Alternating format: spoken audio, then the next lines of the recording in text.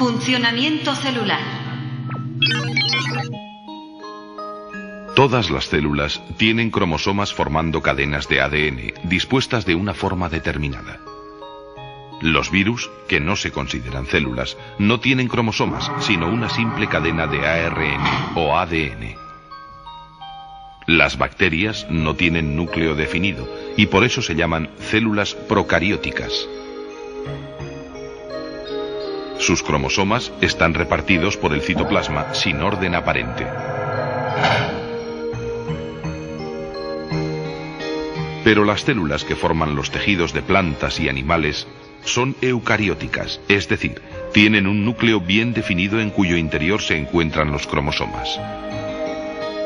Todas estas células, que son a las que nos vamos a referir, constituyen la mayoría de los seres vivos y están formadas por tres elementos básicos: núcleo, citoplasma y membrana. El núcleo de estas células tiene una forma más o menos esférica y se encuentra situado aproximadamente en el centro. Los cromosomas que hay en su interior contienen la información genética y son los encargados de controlar el funcionamiento de todos los procesos celulares. Alrededor del núcleo está el citoplasma, una especie de líquido viscoso en el cual flotan una serie de orgánulos que cumplen funciones determinadas dentro de la célula. En la parte más externa hay una fina membrana por donde entran las sustancias que sirven de alimento a la célula y salen las sustancias de desecho. Las plantas necesitan células más rígidas. Por eso, además de la membrana, hay una pared celular que está formada principalmente de celulosa.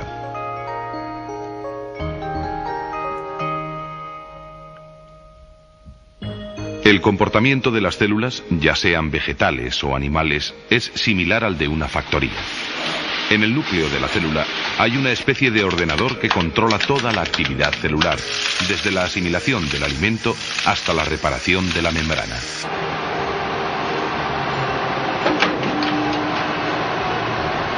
En el núcleo de la célula se encuentran todos los datos necesarios para el funcionamiento celular, archivados en el código genético de los cromosomas. Desde aquí se coordinan y controlan todas las funciones celulares. Como en una factoría, la célula recibe materias primas continuamente a través de la membrana, donde se controla todo lo que entra y sale de la célula. Dependiendo del tipo de nutrición que tenga, la célula necesitará determinado tipo de sustancias. Las células vegetales realizan la fotosíntesis y no necesitan compuestos orgánicos para su nutrición. En cambio, las células de los animales no pueden sintetizar los compuestos orgánicos y han de tomarlos en su alimentación. Una vez ingeridas, estas sustancias se transforman en otras más complejas como son las proteínas. Las proteínas se fabrican en el retículo endoplasmático con la importante colaboración de unos minúsculos orgánulos llamados ribosomas. Las proteínas son imprescindibles para el correcto funcionamiento de todas las células.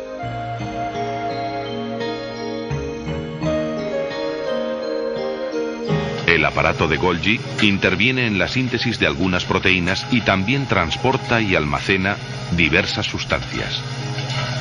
Después, las proteínas se utilizan para multitud de funciones, como pueden ser la reparación de la membrana celular o para producir movimiento. La fábrica celular tiene muchos más departamentos que se encargan de clasificar, eliminar, construir o regular el funcionamiento perfecto de toda la unidad. Por ejemplo, los lisosomas realizan funciones digestivas descomponiendo las moléculas más grandes. La energía que necesita la célula se produce a través de la respiración y se almacena en unos centros llamados mitocondrias. Además de los estímulos internos, la célula también recibe estímulos del entorno. La membrana celular funciona como una especie de radar que detecta los estímulos y así la célula responde a los mismos. Los organismos unicelulares pueden ser sensibles a estímulos térmicos, químicos, físicos, eléctricos o incluso gravitatorios. Una de las respuestas más fáciles de detectar es la del movimiento, que permite a la célula alejarse o acercarse a la fuente del estímulo. Las células utilizan diversos métodos para atraer el alimento y para sus desplazamientos.